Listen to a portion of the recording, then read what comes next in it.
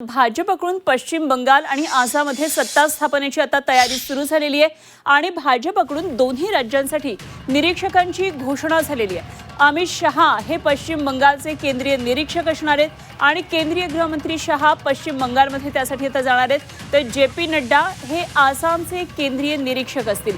दोन महत्त्वाचे दिग्गज ज्येष्ठ नेते भाजपचे आणि आता ते दोन राज्यांच्या निरीक्षक पदी असणार आहेत। त्यामुळे पश्चिम बंगालमध्ये मुख्यमंत्री पदाची माळ कुणाच्या गळ्यात पडती याची चाचपणी आता अमित शहा यांच्या नेतृत्वाखाली होणार आहे, त्याची चाचपणी ते स्वतः करणार आहेत, तर जे.पी. नड्डा हे आसामचे केंद्रीय निरीक्षक म्हणून काम पाहणार आहेत। तर पश्चिम बंगालमध्ये भाजपनं जोरदार मुसंडी मारलेली आहे, एक विक्रम केलेला आहे भाजपनं आणि ममता दीदींच्या 15 वर्षांच्या सत्तेला सुरुंग लावत इथली सत्ता काबीज केली आहे।